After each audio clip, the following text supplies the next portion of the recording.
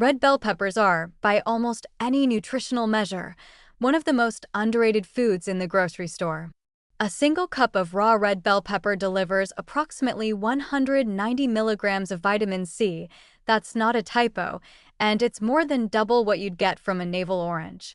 Yet most people walk past them, grab an orange, and feel virtuous. The bell pepper deserves a serious reconsideration, and the conversation around how you prepare it deserves equal attention. The core tension with bell peppers is one of the most illustrative examples in nutritional science of how cooking transforms food. Heat destroys vitamin C, and it does so progressively. The longer and more aggressively you cook a pepper, the more of that 190 milligrams disappears. Boiling a red pepper for 5 minutes results in roughly 50% vitamin C retention. That's losing half your nutrient load to the cooking water, which most people pour down the drain. Steaming for 3 minutes preserves closer to 75%. Microwaving, because it uses less water and less time, can preserve even more.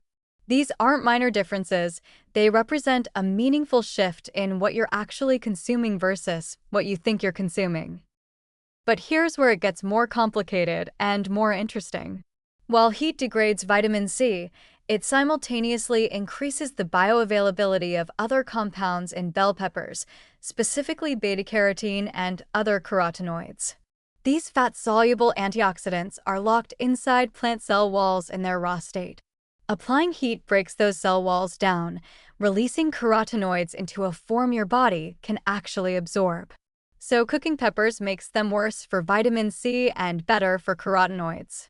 Neither preparation is objectively superior, they're optimized for different nutritional outcomes. What this suggests is a preparation strategy that most people never consider. Eat part of your pepper raw and cook the rest. This isn't complicated. Slice a pepper, eat half of it raw with something like hummus. You get the full vitamin C hit. Quickly stir-fry the other half in a small amount of olive oil. The fat actually helps absorb those carotenoids better, and the high heat for a short time minimizes vitamin C loss while unlocking beta-carotene. 2-minute stir-fries preserve significantly more than 5-minute boils. One warning that needs emphasis here: the way most people cook bell peppers in stews, soups, or long-simmer dishes is among the least efficient methods nutritionally. If you're adding peppers to a soup that cooks for 45 minutes, you're retaining very little of their vitamin C value. Adding peppers in the final 2 to 3 minutes of cooking rather than at the beginning is a simple adjustment that makes a measurable difference. The broader lesson from bell peppers is one the wellness community hasn't communicated well enough. The nutrient profile of a food isn't fixed. What you do to it between the market and your mouth dramatically changes what ends up in your body. Raw is not always better, cooked is not always worse, and the optimal approach requires understanding what you're specifically trying to get from each food.